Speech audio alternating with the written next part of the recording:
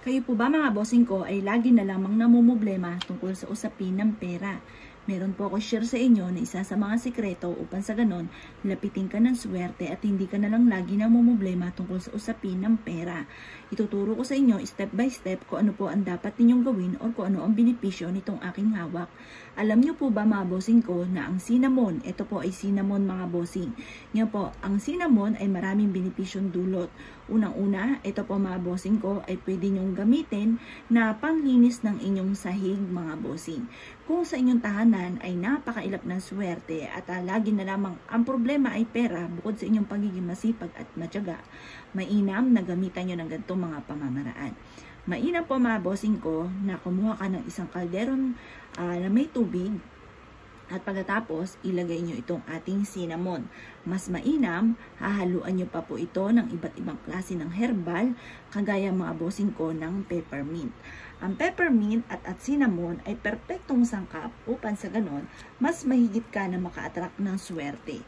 Mas mainam ang tatlong sangkap na cinnamon, peppermint at clove. Yung tatlong yun mga bossing ko ay dapat huwag kang magpapawala.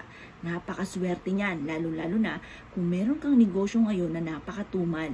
Ngayon po, ang gagawin nyo lamang magpapakulo ka ng tatlong sangkap, cinnamon, peppermint at clove. Mabibili po nyo yan sa mga online mga bossing.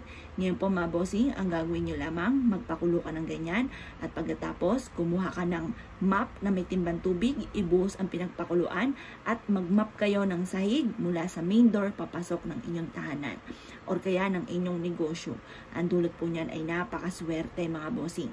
At pagkatapos mga bossing ko, pwede rin gawin nyo po ito, maglaan ka ng pampaligo ninyo sa pinagpakuluan at pagkatapos yung pinalimbuhos, yung tubig na maligamgam na may pinagpakuluan ng tatlong sangkap na cinnamon, peppermint at clove ay ibuhos nyo sa inyong pong katawan at ito po ay magdudulot sa inyo ng swerte. Ganon din po mga bossing, bukod po dyan, mas mainam na maglagay ka ng cinnamon sa loob ng inyong pong pitaka at ang dulot po nito ay swerte. Ngayon po mga bossing ko, ang aroma ng ating cinnamon ay napakaswerte lalo-lalo na tungkol sa usapin ng pera. Maglagay po kayo dito mga bossing ko sa inyo pong pitaka or sa inyo pong bag mga bossing ko at magdudulot po ito ng maraming pera po sa inyo at lagi kang iaadya kung saan lagi ikaw ay suswertihin lalo na sa pera. Pwede rin po na kumuha ka ng dilaw na tali or kaya po ay kulay pula na tali at pagkatapos magbigkis ka ng cinnamon, 5 pirasong cinnamon or kaya po ay 7 pirasong cinnamon at ito po ay magbigkis ka sa inyo pong main door at magdudulot po ito ng swerte.